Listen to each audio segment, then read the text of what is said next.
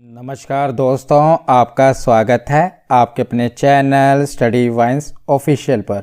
तो आज की इस वीडियो में हम बजट 2022-23 के बारे में पढ़ेंगे। तो मैंने पूरे बजट को एनालाइज करके सिर्फ वही फैक्ट एंड डाटा को कवर किया है जो आपके एग्ज़ाम के लिए मोस्ट इम्पोर्टेंट है। तो इस वीडियो में हम स्टैटिक प्लस करंट दोनों ही पोर्शन को कवर करेंगे। मतलब कि पहले हम देखेंगे कि बजट का इतिहास क्या है। सबसे पहले भारत में बजट कब पेश हुआ, मतलब पहले स्टैटिक पोर्शन देखेंगे, फिर हम 2022-23 के बजट यानी करंट पोर्शन को पढ़ेंगे। तो ये वीडियो आपके लिए काफ़ी इम्पोर्टेंट होने वाली है। इस वीडियो को पूरा एंड तक ज़रूर देखना, फिर आपका इस टॉपिक से प्रश्न गलत नहीं होगा। और ये इतना इम्पोर्टेंट टॉपिक है, चाहे आप किसी भी एग्ज़ाम की तैयारी कर रहे हो पूछा ही जाएगा। तो चलिए बिना देरी किए हुए वीडियो को शुरू करते हैं। तो चलिए वीडियो की शुरुआत करते हैं और सबसे पहले देखते हैं बजट का इतिहास कि आखिर बजट शब्द लिया कहाँ से गया है। तो बजट शब्द का विकास फ्रेंच शब्द बुजेट से हुआ है। किस शब्द से? बुजेट से, जिसका अर्थ क्या होता है? एक छोटा चमड़े का थैला। तो ये कई बार एग्जाम में पूछा गया है कि बजट शब्द का विकास किस भाषा से लिया गया है? ये फ्रेंच शब्द से, जिसका अर्थ क्या है? एक छोटा चमड़े का थैला। और इंग्लैंड के प्रथम प्रधानमंत्री रॉबर्ट वालपोल ने 1721 से लेकर 1742 के दौरान अपने जो वित्तीय प्रस्ताव है, यानी कि सालाना आय और व्यय का जो खर्चा है, इसका जो विवरण है, इसके दस्तावेज को वो एक चमड़े के थैले में रखते थे। और जब वालपोल इस प्रस्ताव को संसद में प्रस्तुत करते थे तो लोग इसका मजाक उड़ाते थे और कहते थे कि बजट खोला गया है। और इसके बाद वार्षिक आय व्यय के प्रस्ताव के लिए बजट शब्द ही प्रयोग होने लगा। तो पहले ये मजाक में कहा जाता था। जब रॉबर्ट वालपोल प्रस्ताव को निकालते थे चमड़े के थैले से और पढ़ना शुरू करते थे तो लोग मजाक उड़ाते थे कि बजट खोला गया है, यानी कि चमड़े का थैला खोला गया है। बाद में इसी को वार्षिक आय व्यय के प्रस्ताव के लिए प्रयोग किया जाने लगा। मतलब कि जब भी किसी वार्षिक आय व्यय के ब्यौरे को पढ़ा जाता है, प्रस्ताव को पढ़ा जाता है, तो उसे बजट कहा जाने लगा। तो ये है कि आखिर बजट शब्द लिया कहाँ से गया। उसके बाद देखते हैं कि भारत का पहला बजट कब प्रस्तुत किया गया। तो भारत का पहला बजट 7 अप्रैल 1860 को तत्कालीन वित्त मंत्री जेम्स विल्सन ने प्रस्तुत किया था। तो ये इम्पोर्टेंट है, आपसे पूछा जाएगा कि भारत का पहला बजट किसने पेश किया। तो जेम्स विल्सन ने किया। और कब किया? 7 अप्रैल 1860 को किया। इसीलिए भारत में बजट प्रणाली का संस्थापक जेम्स विल्सन को माना जाता है। किसे? जेम्स विल्सन को, क्योंकि इन्होंने ही भारत का पहला बजट प्रस्तुत किया था। इसीलिए इन्हें भारत की बजट प्रणाली का संस्थापक माना जाता है। उसके बाद देखते हैं कि स्वतंत्र भारत का, आज़ाद भारत का पहला बजट किसने पेश किया।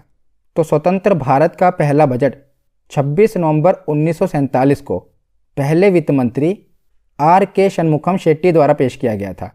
तो जो जेम्स विल्सन थे, इन्होंने 1860 में बजट पेश किया था और ये भारत का पहला बजट था।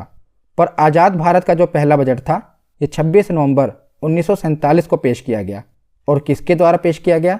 स्वतंत्र भारत के पहले वित्त मंत्री R.K. षणमुखम शेट्टी द्वारा पेश किया गया। तो ये हो गया स्वतंत्र भारत। उसके बाद देखते हैं कि गणतंत्र भारत का पहला बजट किसने पेश किया। तो ये सब पूछा जाता है कि स्वतंत्र भारत का पहला बजट किसने पेश किया, गणतंत्र भारत का पहला बजट किसने पेश किया, इसीलिए मैंने इसे कवर किया है। तो गणतंत्र भारत का पहला बजट 1950 में जॉन मथाई ने पेश किया था। स्वतंत्र भारत का षणमुखम शेट्टी ने और गणतंत्र भारत का जॉन मथाई ने पेश किया। दोनों ही फैक्ट याद रखिएगा। तो उसके बाद देखते हैं कि भारत के कौन से प्रधानमंत्री रहे हैं जिन्होंने प्रधानमंत्री पद पर रहते हुए भारत का बजट पेश किया है। तो भारत के ऐसे 3 प्रधानमंत्री रहे हैं जो भारत के प्रधानमंत्री के पद पर रहते हुए इन्होंने भारत का बजट पेश किया, क्योंकि ये प्रधानमंत्री के पद पर भी थे और इसके साथ इनके पास वित्त मंत्री का भी प्रभार था, इसीलिए इन्होंने बजट पेश किया था। तो सबसे पहले थे जवाहरलाल नेहरू। तो ये भारत के पहले प्रधानमंत्री थे जो प्रधानमंत्री के पद पर रहते हुए जिन्होंने बजट पेश किया था।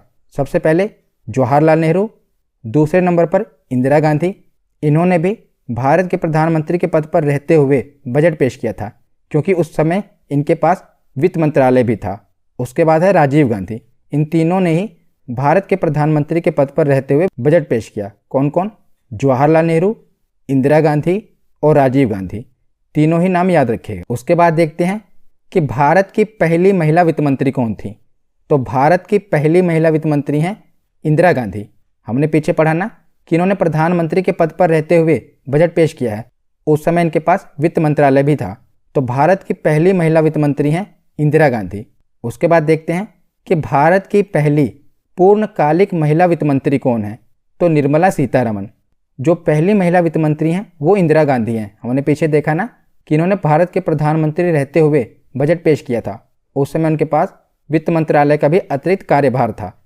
पर जो भारत की पहली पूर्णकालिक महिला वित्त मंत्री हैं यह है निर्मला सीतारमण, जो वर्तमान में है, याद रखिएगा। और भारत का सबसे अधिक बार बजट किसने पेश किया, मतलब कि सबसे ज़्यादा बार बजट किसने पेश किया है भारत का? मोरारजी देसाई ने। कितनी बार? 10 बार। तो मोरारजी देसाई ने सबसे अधिक बार बजट पेश किया है भारत का, 10 बार। ये सभी फैक्ट आप याद रखिएगा। उसके बाद देखते हैं कि हमारे संविधान में अनुच्छेद 112 के अनुसार एक वर्ष के केंद्रीय बजट को वार्षिक वित्तीय विवरण कहा जाता है। मतलब कि जो हमारा संविधान है इसमें बजट शब्द का प्रयोग नहीं किया गया। बजट शब्द की जगह वार्षिक वित्तीय विवरण, एनुअल फाइनेंशियल स्टेटमेंट का उपयोग किया गया है। भारत के संविधान में बजट शब्द का प्रयोग नहीं किया गया, बल्कि अनुच्छेद 112 में वार्षिक वित्तीय विवरण का प्रयोग किया गया है। ये भी याद रखिएगा। किसका? वार्षिक वित्तीय विवरण, एनुअल फाइनेंशियल स्टेटमेंट। तो हमने स्टैटिक पोर्शन पढ़ लिया। अब हम आते हैं करंट पोर्शन पे। तो अब हम आते हैं 2022-23 के बजट पर। तो आम बजट 2022-23 को वित्त मंत्री निर्मला सीतारमण ने 1 फरवरी 2022 को संसद में पेश किया। और निर्मला सीतारमण ने कुल 2 बार पेपरलेस एवं डिजिटल बजट पेश किया है। ये इंपॉर्टेंट है। तो पहली बार जो डिजिटल बजट पेश हुआ था ये पिछली बार यानी कि 2021-22 में हुआ था। ये भी निर्मला सीतारमण ने ही पेश किया था। अब यह दूसरी बार है कि पेपरलेस और डिजिटल बजट पेश किया गया है। पहली बार 2021-22 में किया गया, अब यह दूसरी बार है। और 2022-23 में कुल कितना बजट आवंटित किया गया है? तो ये राशि याद रखिएगा, 39,44,909 करोड़ रुपए का बजट है इस बार का। कितना? 39,44,909 करोड़। ये पूरी फिगर याद रखिएगा, बहुत ही इंपॉर्टेंट है। 39,44,909 करोड़ रुपए। तो इस वार्षिक वित्तीय विवरण में निर्मला सीतारमण ने यहीं से शुरुआत किया था कि जो चालू वर्ष है 2021-22 चल रहा है, इसमें भारत की आर्थिक वृद्धि दर 9.2% रहने का अनुमान है। जो ये वर्ष चल रहा है ना 2021-22, इसमें भारत की वार्षिक वृद्धि दर 9.2% रहने का अनुमान है। और जो बजट पेश किया गया है 2022-23 का, तो इसमें कहा गया है कि 2022-23 में भारत की विकास दर 8 से लेकर 8.5% के बीच रहने की उम्मीद है। तो अभी जो चालू वर्ष है इसमें कितनी उम्मीद है? 9.2% रहने का अनुमान है। और आगे 2022-23 में 8 से लेकर 8.5% के बीच में वृद्धि दर रहने की उम्मीद है। ये दोनों ही फिगर याद रखिएगा, चालू वर्ष में 9.2% और आगामी 2022-23 में 8 से लेकर 8.5% के बीच। तो आगे देखते हैं कि भारत सरकार ने बजट तो पेश कर दिया, पर जैसे भारत सरकार ने जो बजट पेश किया है वो पैसा आएगा कहाँ से? रूपी कम्स फ्रॉम। मान लीजिए कि 100 रुपये का बजट है, तो 100 रुपये में से पैसा आएगा कहाँ? तो सबसे पहले सबसे ज़्यादा पोर्शन है उधार एवं अन्य देनदारी यानी कि बोरोइंग से। तो सबसे ज़्यादा पैसा अगर मान लीजिए 100 रुपये हैं तो 35 रुपये उधार से आएंगे। और दूसरे नंबर पर आता है जीएसटी, 16 रुपये जीएसटी से आएंगे। और उसके बाद आता है कॉरपोरेशन टैक्स, 15 रुपये कॉरपोरेशन टैक्स से आएंगे। फिर उसके बाद आता है आयकर इनकम टैक्स, 15 रुपये इनकम टैक्स से आएंगे। 7 रुपये केंद्रीय एक्साइज ड्यूटी से आएंगे। तो ये क्या है आपको याद रखना है, आपको ये याद रखना है कि सबसे ज़्यादा पैसा कहाँ से आएगा? तो कहाँ से आएगा? बोरोइंग्स एंड अदर लाइबिलिटीज़ यानी कि उधार और अन्य देनदारी से आएगा, उधार लेकर आएगा। दूसरे नंबर पर आता है जीएसटी, तो 16 रुपये जीएसटी से आएंगे। उसके बाद आता है कॉरपोरेशन टैक्स, तो 15 रुपये कॉरपोरेशन टैक्स से आएंगे। उसके बाद आता है इनकम टैक्स और 15 रुपये इनकम टैक्स से भी आएंगे। तो ये आपको याद रखना है, टॉप 4 तो आपको याद ही रखना है, बोरोइंग, जीएसटी, कॉरपोरेशन टैक्स और इनकम टैक्स। उसके बाद आता है excise duty, custom, non tax revenue और उसके बाद लास्ट में आता है नॉन डेट कैपिटल रिसिप्ट। तो ये तो हमने देख लिया पैसा आएगा कहाँ से। अब हम ये देखते हैं कि सबसे ज़्यादा पैसा खर्च कहाँ पर होगा? Rupees goes to. तो सबसे ज़्यादा पैसा खर्च होगा ब्याज की अदायगी पर। जब ऋण लिया जाएगा तो पैसा भी सबसे ज़्यादा कहाँ पर खर्च होगा? ब्याज पर खर्च होगा। तो 100 रुपये हैं खर्च करने के लिए, तो 20 रुपये ब्याज पर खर्च होंगे। दूसरे नंबर पर आता है राज्यों के हिस्से का टैक्स और ड्यूटी, मतलब कि जो राज्यों के हिस्से का टैक्स है वो राज्यों को दिया जाएगा, तो 17 रुपये राज्यों को दिए जाएंगे 100 रुपये में से। तीसरे नंबर पर आता है जो केंद्र की योजनाएं हैं, तो 15 रुपये जो केंद्र सरकार की योजनाएं हैं उन पर खर्च किए जाएंगे। उसके बाद आता है finance commission and other transfer, यानी कि वित्त आयोग व अन्य ट्रांसफ़र, 10 रुपये वहाँ पर खर्च किए जाएंगे। उसके बाद जो सेंट्रल के स्पॉन्सर्ड योजनाएं हैं 9 रुपये वहाँ पर खर्च किए जाएंगे। उसके बाद सब्सिडी 8 रुपये वहाँ पर खर्च किए जाएंगे, रक्षा पर 8 रुपये खर्च किए जाएंगे, पेंशन पर 4 रुपये खर्च किए जाएंगे, और बाकी के जो खर्च हैं वहाँ पर 9 रुपये खर्च किया जाएंगे। तो ये ब्यौरा है कि कहाँ पर कितना खर्च किया जाएगा। सबसे ज़्यादा पोर्शन है ब्याज की अदायगी में चला जाता है, और वहाँ पर भी हमने देखा कि उधार का कितना पोर्शन था, 35%। मतलब कि अगर टोटल 100 रुपये भारत सरकार के पास हैं, 35 रुपये कहाँ से आएंगे? उधार लेकर आएंगे। और सबसे ज़्यादा खर्च भी कहाँ पर होगा? उसी उधार के ब्याज में, 20 रुपये, याद रखिएगा। तो टॉप 3 इसमें याद रख लीजिएगा कि ब्याज की अदायगी पर 20%। दूसरे नंबर पर आता है राज्यों के हिस्सों का टैक्स और ड्यूटी 17 रुपये, और तीसरे नंबर पर आता है केंद्र सरकार की जो योजनाएं हैं उस पर 15 रुपये खर्च होंगे। तो ये हमने देख लिया कि पैसे कहाँ से आएंगे और कहाँ पर जाएंगे। तो अगले 25 साल में भारत अपनी आज़ादी की 100वीं वर्षगांठ मनाने जा रहा है। तो आपने वित्त मंत्री के भाषण में भी सुना होगा अमृत महोत्सव और अमृत काल के बारे में, कि भारत अब अमृत काल में प्रवेश कर चुका है। तो ये अमृत महोत्सव और अमृत काल क्या है?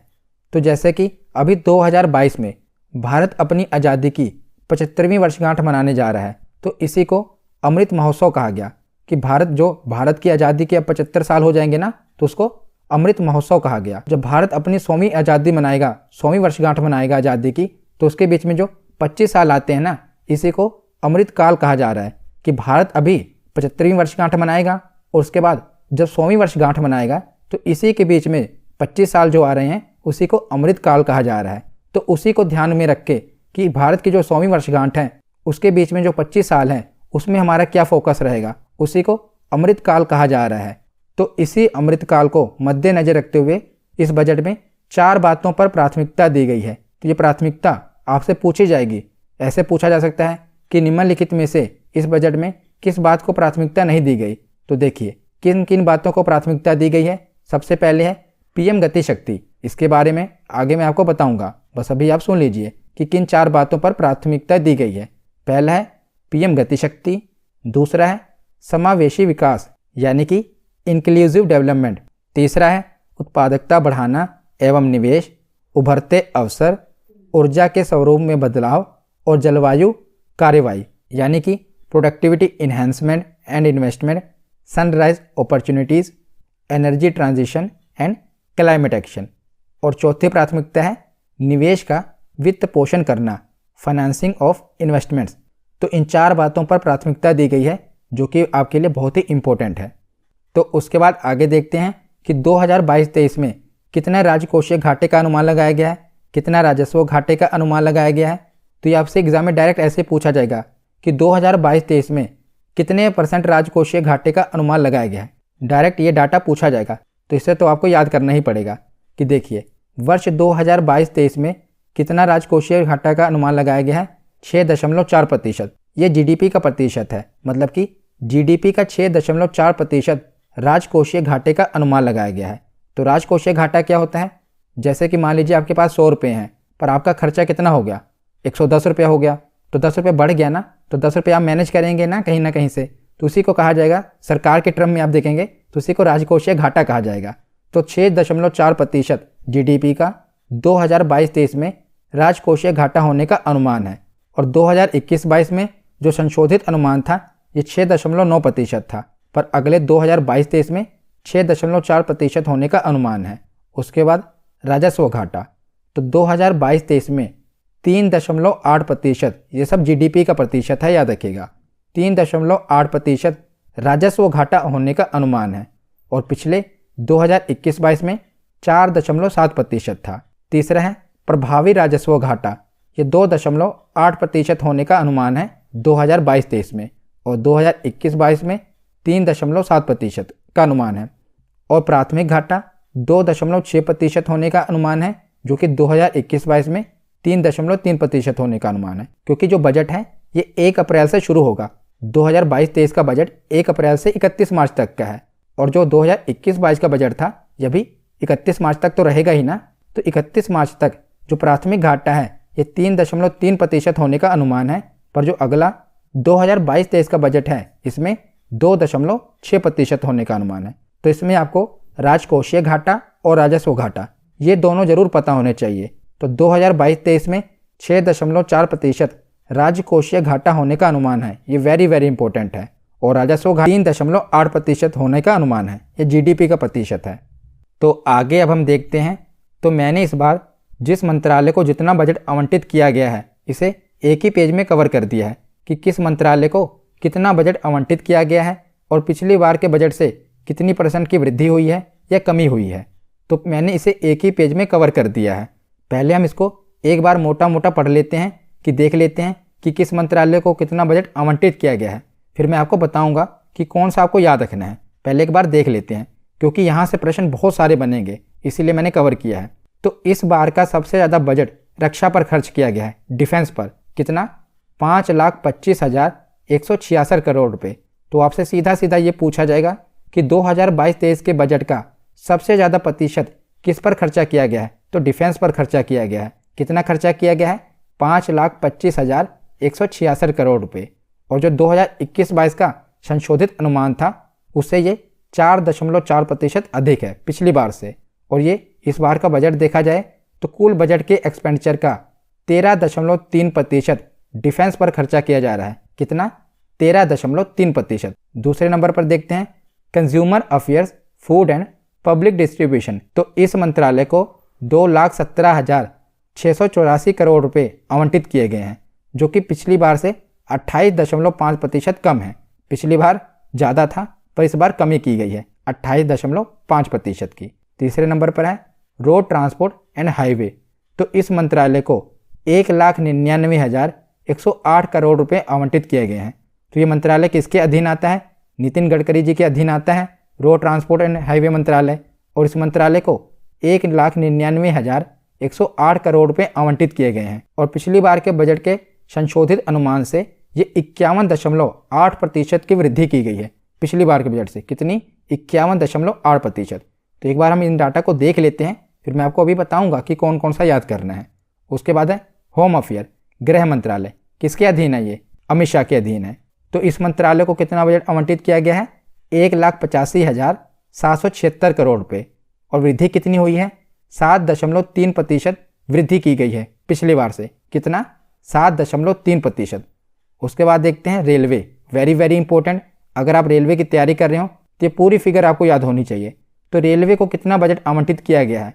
1,40,367 करोड़ रुपए रेलवे को आवंटित किए गए हैं इस बार, जो कि पिछली बार के संशोधित अनुमान से कितना ज़्यादा है? 16.9% की वृद्धि की गई है पिछली बार से। कितना बजट है? 1,40,367 करोड़ रुपए। उसके बाद है रूरल डेवलपमेंट, ग्रामीण विकास के मंत्रालय के लिए। तो 1,38,204 करोड़ रुपए आवंटित किए गए हैं, जो कि पिछली बार से 10.9% इसमें कमी की गई है। रूरल डेवलपमेंट में कितनी? 10.9% की कमी की गई है। उसके बाद है एग्रीकल्चर एंड फार्मर वेलफेयर, यानी कि कृषि मंत्रालय। तो इसको कितना आवंटित किया गया है? 1,32,514 करोड़ रुपए। और ये पिछली बार से 4.5% की वृद्धि की गई है। केमिकल एंड फर्टिलाइज़र, रसायन और उर्वरक मंत्रालय, इसमें 1,07,715 करोड़ रुपये इस मंत्रालय को आवंटित किए गए हैं, जो कि पिछली बार के संशोधित अनुमान से 24% की इसमें कमी की गई है। तो याद रखिएगा इसमें कमी की गई।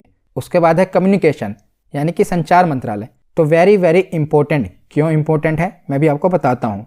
तो इस बार इस मंत्रालय को 1,05,407 करोड़ रुपये मिले हैं, इतने का बजट आवंटित हुआ है। पर ये याद रखिएगा कि पिछली बार से 93.3% की वृद्धि की गई है। आप देख रहे हैं कि सबसे ज़्यादा इसी के बजट में वृद्धि की गई है। कितनी? 93.3% की वृद्धि। तो ये इंपॉर्टेंट बनता है आपके लिए। उसके बाद है एजुकेशन, शिक्षा मंत्रालय को कितना बजट आवंटित किया गया है? 1,04,278 करोड़ रुपये। और पिछली बार से 18.5% की वृद्धि की गई है। उसके बाद है हेल्थ एंड फैमिली वेलफेयर, तो इस पर 86,201 करोड़ रुपये आवंटित किए गए हैं, जो कि मामूली सी वृद्धि हुई है। हेल्थ और फैमिली वेलफेयर पे मामूली सी वृद्धि हुई है 0.2% की। उसके बाद है जल शक्ति, तो जल शक्ति मंत्रालय को कितना आवंटित किया गया है बजट? 86,189 करोड़ रुपये, और पिछली बार से 24.8% की वृद्धि की गई है। उसके बाद है हाउसिंग एंड अर्बन अफेयर, तो इसको 76,549 करोड़ रुपये आवंटित किए गए हैं, जिसमें पिछली बार से 3.7% की वृद्धि की गई है। और बाकी के जो अन्य मंत्रालय हैं उनको बचा हुआ 18,39,751 करोड़ रुपये आवंटित किए गए हैं, जो कि पिछली बार से 5.5% की वृद्धि की गई है। तो ये हमने एक बार पूरा डाटा पढ़ लिया। अब मैं आपको बताता हूँ कि इसमें याद क्या क्या रखना है। तो सबसे पहले तो आपको ये याद रखना है कि 2022-23 के बजट का सबसे ज़्यादा हिस्सा किस मंत्रालय को दिया गया है? तो किसको दिया गया है? डिफेंस, रक्षा मंत्रालय को। कितना दिया गया है? 5,25,166 करोड़ रुपये, और ये कुल बजट का 13.3% आवंटित किया गया है। तो ये आपको याद होना चाहिए। दूसरे नंबर पे आपको ये याद होना चाहिए कि पिछली बार के बजट के संशोधित अनुमान से इस बार किस बजट में सबसे ज़्यादा वृद्धि देखने को मिली है? तो किस मंत्रालय के बजट में सबसे ज़्यादा वृद्धि देखने को मिली है? कम्युनिकेशन, संचार मंत्रालय में 93.3% की वृद्धि देखने को मिली है। ये आपको याद होना चाहिए। और तीसरा, आपको रेलवे का बजट याद होना चाहिए। ये पूरी अमाउंट आपको याद होनी चाहिए कि रेलवे को कितना बजट आवंटित किया गया है। 1,40,367 करोड़ रुपये, ये आपको याद होना चाहिए। 3 चीज़ें हमने याद रख ली। चौथी आपको याद होनी चाहिए कि किसके बजट में सबसे ज़्यादा कमी की गई है। वृद्धि हमने देख ली कि सबसे ज़्यादा वृद्धि कम्युनिकेशन यानी कि संचार मंत्रालय में की गई है, और सबसे ज़्यादा कमी किस मंत्रालय में की गई है? तो कौन सा मंत्रालय है? Consumer affair, food and public distribution. तो 28.5% की कमी की गई है इस मंत्रालय में, ये याद रखेगा। तो इन 4 मंत्रालयों का डाटा आपको याद होना चाहिए, क्योंकि इतना सारा डाटा तो आप याद नहीं रख सकते। पर क्या क्या याद रखना है कि इस बार के बजट का सबसे ज़्यादा हिस्सा डिफेंस पे खर्च होगा, और ये बजट याद रखना 5,25,166 करोड़ रुपये, और कुल बजट का 13.3% है। ये आपको याद रखना है। दूसरा, मैंने आपको बताया कि रेलवे का बजट कितना है, ये याद होना चाहिए, क्योंकि कई बच्चे रेलवे के एग्ज़ाम की तैयारी कर रहे हैं, तो रेलवे का बजट पूछा जा सकता है। 1,40,367 करोड़ रुपये। और तीसरा आपको याद रखना है कि पिछली बार से किसके बजट में सबसे ज़्यादा वृद्धि हुई है? तो कम्युनिकेशन, और वृद्धि कितनी हुई है ये याद रखना है। 93.3% की वृद्धि हुई है। और सबसे ज़्यादा कमी किस में हुई है? तो consumer affair, food and public distribution में 28.5% की। तो ये डाटा आपको याद रखना है। और बाकी आप इतना याद नहीं रख सकते, पर हाँ, एक बार पढ़ लेंगे तो आपको ये आइडिया ज़रूर हो जाएगा। अगर इससे बाहर आएगा तो आपको ये ज़रूर पता चल जाएगा कि नहीं, ये हमने नहीं पढ़ा। तो बाकी एक बार पढ़ लेना, पर जो मैंने आपको बताया है इन 4 चीज़ों को तो रट लेना, क्योंकि ये तो पूछी ही जाएंगी। आपको देखना किसी ना किसी एग्जाम में ये जरूर मिलेगा, जो मैंने आपको 4 डाटा बताए हैं। तो हमने मंत्रालय देख लिया कि किस मंत्रालय को कितना आवंटित किया गया है, और दूसरे पेज में मैंने जितनी भी योजनाएं हैं उन योजनाओं पर कितना खर्चा किया जा रहा है, और पिछली बार से कितनी की वृद्धि हुई है या कमी हुई है, उसे भी एक ही स्लाइड में कवर कर दिया।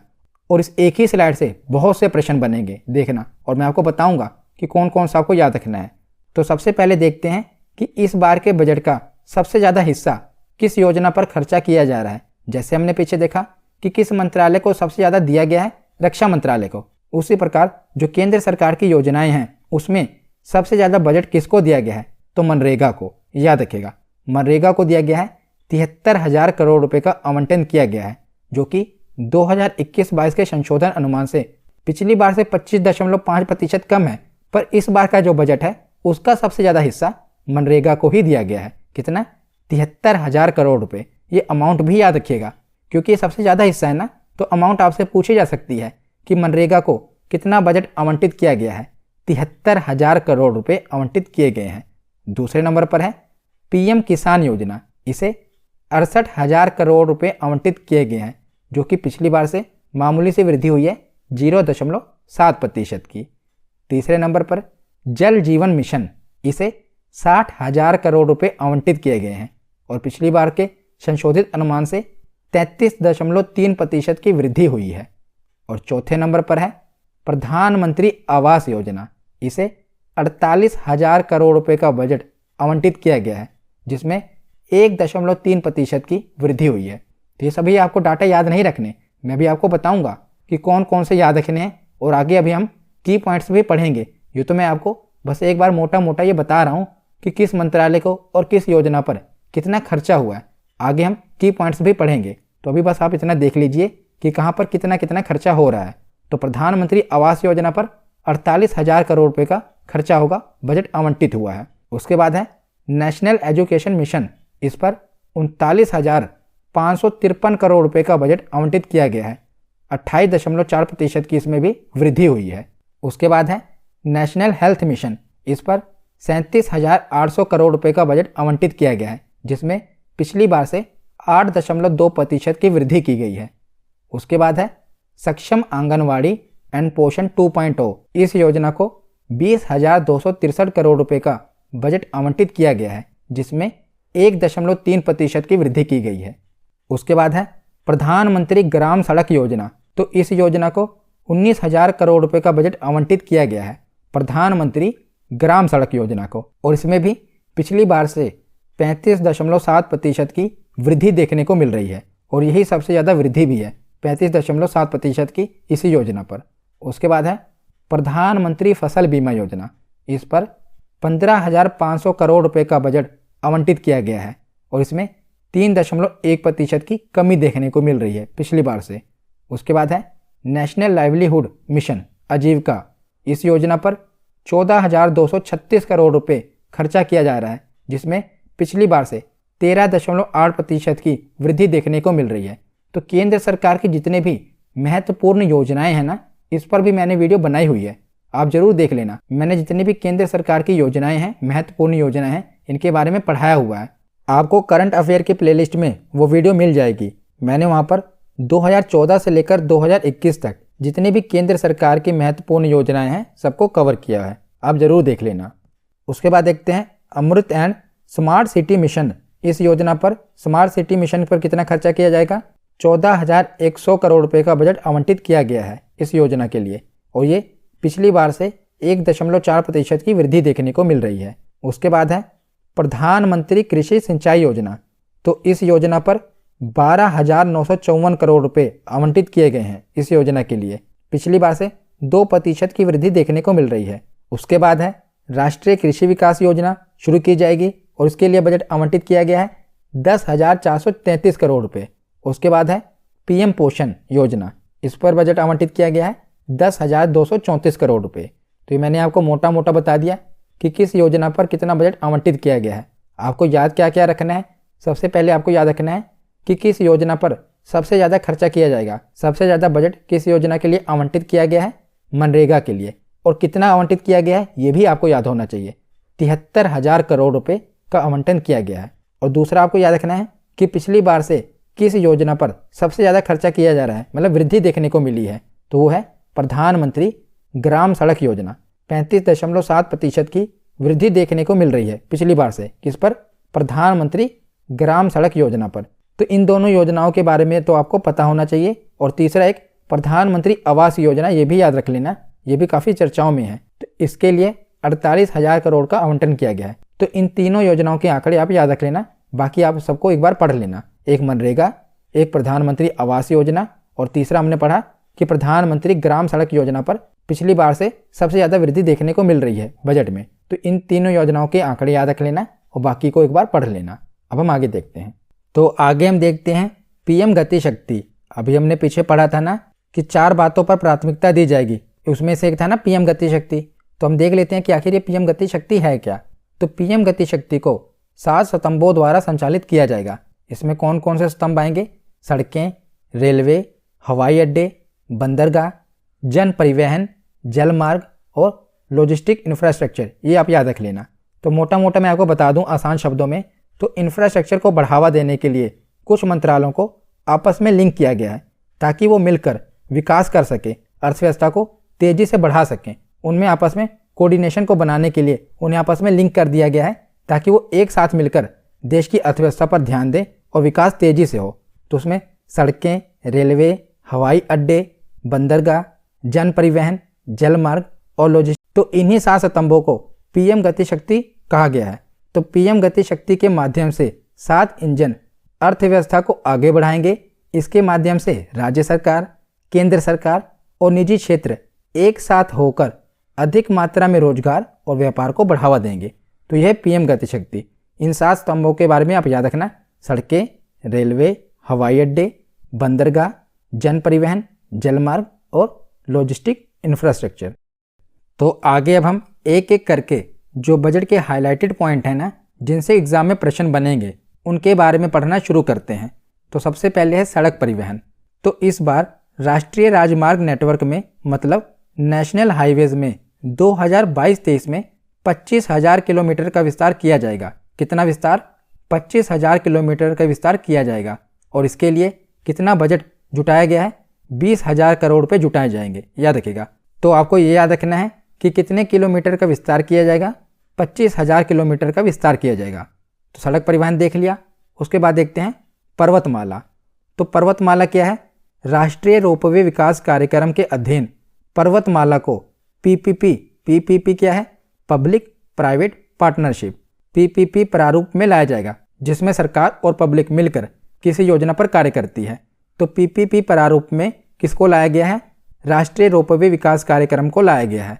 तो 2022-23 में 60 किलोमीटर लंबी 8 रोपवे परियोजनाओं के लिए सुविधाएं प्रदान की जाएंगी। तो रोपवे परियोजनाएं क्या होती हैं? तो आपने देखे ना, उड़न खटोले जो पहाड़ों पर होते हैं, उड़न खटोले, जहाँ से एक जगह से दूसरी जगह पर आसानी से जा सकते हैं उड़न खटोलों पर, तो उसी को कहा गया है पर्वतमाला। तो 60 किलोमीटर लंबी 8 रोपवे परियोजनाएं बनाई जाएंगी 2022-23 में। कितनी रोपवे परियोजनाएं? 8 रोपवे परियोजनाएं, याद रखिएगा। उसके बाद देखते हैं रेलवे। तो स्थानीय व्यापार और आपूर्ति श्रृंखलाओं को बढ़ाने के लिए एक स्टेशन एक उत्पाद यानी कि वन स्टेशन वन प्रोडक्ट की अवधारणा को लोकप्रिय बनाया जाएगा। तो वन स्टेशन वन प्रोडक्ट क्या है? जैसे आपने सुना होगा ना, आगरे का पेठा काफ़ी मशहूर है। इसी तरह इस बार क्या किया जाएगा कि हर स्टेशन का एक प्रोडक्ट जो वहाँ का खास है उसे लोकप्रिय बनाया जाएगा। जैसे आगरे का पेठा काफ़ी मशहूर है, इससे क्या होता है, उसकी बिक्री बहुत ज़्यादा होती है। तो इसीलिए वन स्टेशन वन प्रोडक्ट पर काम किया जाएगा, इसे लोकप्रिय बनाया जाएगा।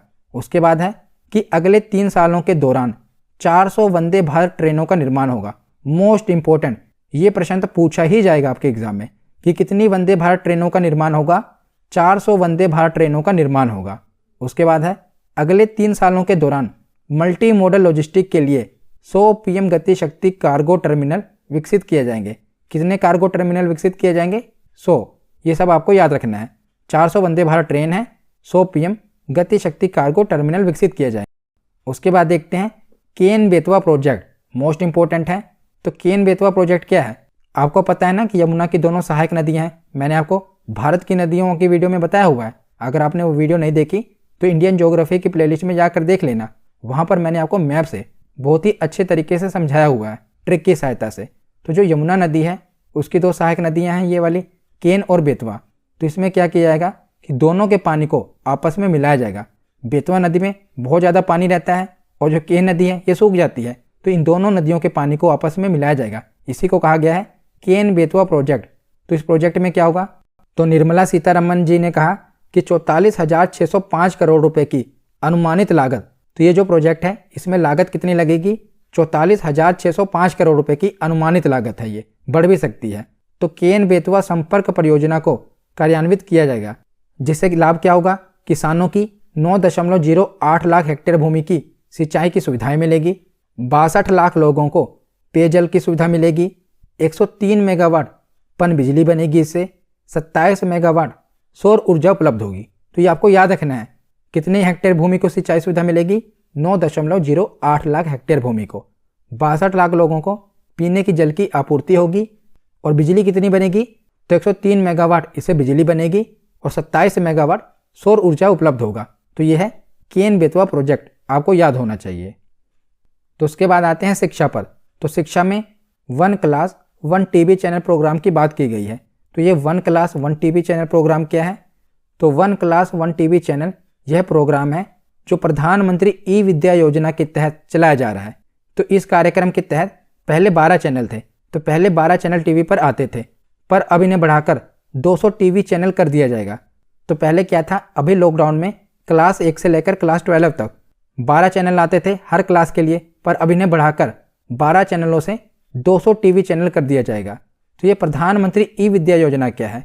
तो इस योजना के माध्यम से कोरोना वायरस से बच्चों को सुरक्षित रखते हुए घर पर डिजिटली तौर पर शिक्षा देना इसका मुख्य उद्देश्य है। मतलब कि घर पर बैठकर ही वो पढ़ सकते हैं, जिससे बच्चों को घर पर ही रहकर टीवी के माध्यम से एजुकेशनल कार्यक्रमों का प्रसारण किया जा रहा है।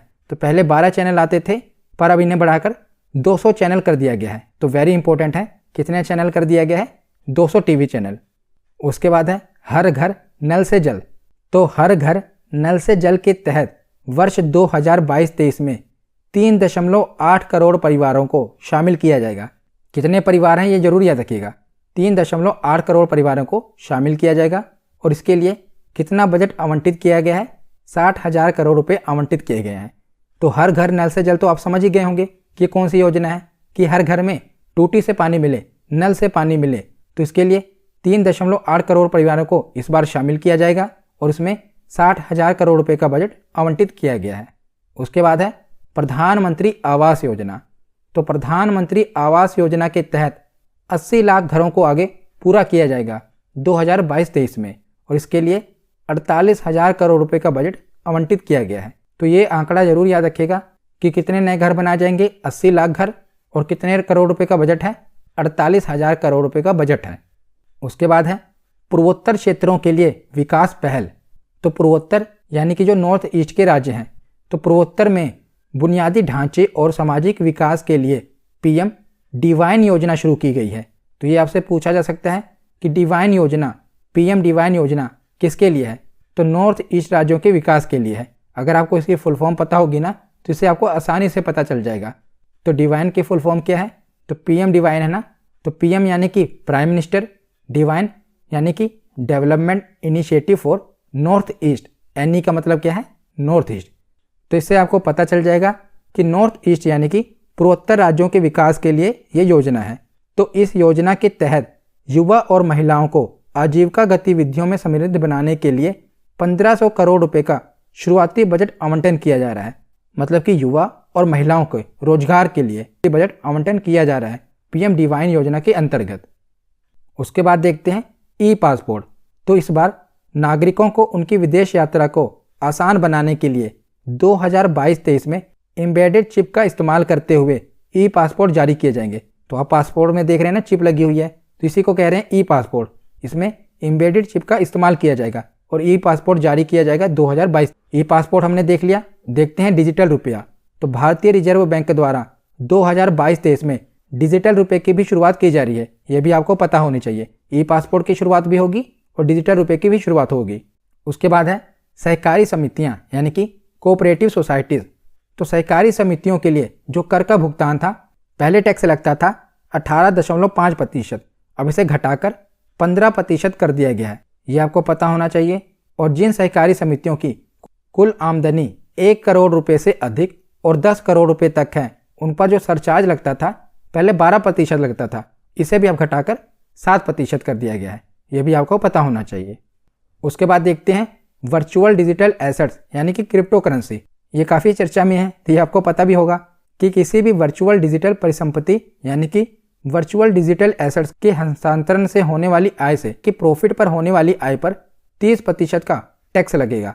तो पहले इस पर कोई टैक्स नहीं लगता था, पर अब जितनी भी क्रिप्टो करेंसी है, इस पर आपको जो भी प्रॉफिट होगा उस पर 30% का टैक्स लगेगा। पर अगर आपको लॉस होगा तो वो सरकार का नहीं होगा, यानी कि आप उस लॉस को कहीं पर एडजस्ट नहीं कर सकते। पर अगर आपको प्रॉफिट होगा तो उसका 30% सरकार ले लेगी। और वर्चुअल डिजिटल एसेट के हस्तांतरण के संबंध में किए गए भुगतान पर एक निश्चित मौद्रिक सीमा से ऊपर की रकम पर 1% TDS भी लगेगा। तो 30% टैक्स तो लगेगा, और एक निश्चित मौद्रिक सीमा से अगर एक ऊपर की रकम पर भुगतान होता है तो उस पर 1% TDS भी लगेगा। ये भी आपको पता होना चाहिए। उसके बाद है ईंधन के मिश्रण से संबंधी बढ़ावा देने के लिए शुल्क। तो आपको पता होगा कि जो भी पेट्रोल है इसमें और भी चीज़ें मिलाई जाती हैं, जैसे कि इथेनॉल मिलाया जाता है। तो जो भी गैर मिश्रित ईंधन है, जिसमें यानी कि कोई भी चीज़ नहीं मिलाई जा रही, उस पर 1 अक्टूबर 2022 से उस पर 2 रुपये प्रति लीटर का अतिरिक्त शुल्क लगेगा। यानी कि जो सरकार ने कहा हुआ है ना कि इथेनॉल मिलाना है या जो अन्य चीज़ें मिलानी है वो मिलानी पड़ेगी। अगर गैर मिश्रित ईंधन है उस पर 2 रुपये प्रति लीटर का अतिरिक्त शुल्क लगेगा सरकार द्वारा, याद रखिएगा। उसके बाद देखते हैं रक्षा में आत्मनिर्भरता। तो 2022-23 में घरेलू उद्योग के लिए निर्धारित पूंजीगत खरीदारी बजट का 68% निर्धारित किया गया है। तो आत्मनिर्भर भारत पर बल दिया गया है। तो बजट का जो पार्ट जिससे हथियार खरीदे जाते हैं, इसका 68% भाग डोमेस्टिक मैन्युफैक्चरर को एलोकेट किया जा रहा है, यानी कि आत्मनिर्भर भारत पर जोर दिया जा रहा है। और 25% रक्षा अनुसंधान विकास बजट के साथ उद्योग, स्टार्टअप्स और शिक्षा के लिए रक्षा अनुसंधान विकास खोला जाएगा। और जो 25% है इसे रिसर्च एंड डेवलपमेंट पे भी खर्च किया जाएगा। उसके बाद है MSME। तो MSME की फुल फॉर्म क्या है? Micro small and medium enterprise, यानी कि सूक्ष्म लघु और मध्यम उद्योग। तो 130 लाख MSME को इमरजेंसी क्रेडिट लिंक्ड गारंटी योजना, जिसे ECLGS कहा जाता है, इसके तहत अतिरिक्त कर्ज दिया गया। अभी 2021-22 में इन्हें अतिरिक्त कर्ज दिया गया और इसी स्कीम को अब 2023 तक बढ़ाया जाएगा। इस बजट में कहा गया है कि इसी स्कीम को अब 2023 तक बढ़ाया जाएगा। और ECLGS के तहत जो गारंटी कवर था पहले 50,000 करोड़ रुपए का था, इसे बढ़ाकर कुल 5 लाख करोड़ रुपए का कर दिया जाएगा। और अगले 5 वर्षों में 6,000 करोड़ रुपए के परिव्यय के साथ रैंप कार्यक्रम शुरू किया जाएगा। तो आपसे पूछा जा सकता है कि रैंप कार्यक्रम का संबंध किससे है? तो MSME सूक्ष्म लघु और मध्यम उद्योगों से है। तो रैंप की फुल फॉर्म भी आपसे पूछी जा सकती है। तो रैंप की फुल फॉर्म है raising and accelerating MSME performance. ये इसकी रैंप की फुल फॉर्म है। तो आशा करता हूँ आपको आज का टॉपिक अच्छे से समझ आया होगा। तो आज हमने बजट के बारे में पढ़ा और इसी से रिलेटेड मैं आपको एक ऑनलाइन कोर्स के बारे में भी बताने जा रहा हूँ जो फाइनेंस से ही रिलेटेड है, क्योंकि फाइनेंशियल लिटरेसी का बहुत इंपॉर्टेंट रोल होता है हमारे लिए। तो आप चाहें तो ई-लर्न मार्केट से फाइनेंस से रिलेटेड ऑनलाइन कोर्स भी कर सकते हैं, जिसका आपको सर्टिफिकेट भी मिलेगा जो आपके करियर में आगे काम आएगा। और ये सर्टिफिकेट आप किसी भी जॉब के लिए रिज्यूम में भी लगा सकते हैं। वैसे तो ये course specially 9th to 10th class के स्टूडेंट्स के लिए डिज़ाइन किया गया है, पर इसे कोई भी कर सकता है जिसे भी ये जानना हो कि आखिर स्टॉक मार्केट क्या होता है, शेयर क्या होता है, डीमेट अकाउंट क्या होता है, वो इस कोर्स को कर सकता है। और वैसे तो ये कोर्स 999 रुपये का है, पर सिर्फ स्टडी वाइन्स ऑफिशियल के जो सब्सक्राइबर हैं उनके लिए ई-लर्न मार्केट के द्वारा ये ऑफ़र है कि हमारे सब्सक्राइबर इस कोर्स को फ्री ऑफ कॉस्ट कर सकते हैं। मतलब कि हमारे सब्सक्राइबर को इस कोर्स के लिए कुछ भी पे नहीं करना पड़ेगा, बस आपको सीखना है और बाकायदा आपको इसका सर्टिफिकेट भी मिलेगा। तो कोर्स को करने के लिए आपको वीडियो के नीचे डिस्क्रिप्शन बॉक्स में लिंक दिया हुआ है, जिसमें क्लिक करके आप डायरेक्ट कोर्स पेज पर आ जाएंगे। और ये A to Z of finance course है जो हम ई-लर्न मार्केट से करेंगे, जो कि 999 रुपये का कोर्स है, पर हमारे सब्सक्राइबर के लिए बिल्कुल फ्री है। और कोर्स को करने के लिए एनरोल नाउ पर पहले आपको क्लिक करना पड़ेगा। तो जैसे ही आप एनरोल नाउ पर क्लिक करेंगे, सबसे पहले आपको रजिस्ट्रेशन करनी पड़ेगी और आप अपने जीमेल या फेसबुक अकाउंट से इस पर रजिस्टर कर सकते हैं। और रजिस्ट्रेशन करने के बाद आप कूपन कोड पर आ जाएंगे और यहाँ पर आपको हमारा कोड कैपिटल में लिखिएगा VINES वाइन्स 100 डालकर आप अप्लाई कर देंगे, जिससे क्या होगा कि जो आप 999 रुपये का कोर्स देख रहे हैं ये बिल्कुल फ्री हो जाएगा। जब आप ये कोड डाल देंगे ना वाइन्स 100, तो ये कोर्स आपके लिए बिल्कुल फ्री हो जाएगा। उसके बाद आप स्टार्ट लर्निंग पर क्लिक कीजिए और सीखना शुरू कीजिए। और जब आप सभी क्लासेस लगा लेंगे उसके बाद आपको इसका सर्टिफिकेट भी मिल जाएगा। तो किस बात की देर है, अभी आप रजिस्टर करिए और सीखना शुरू कीजिए। धन्यवाद।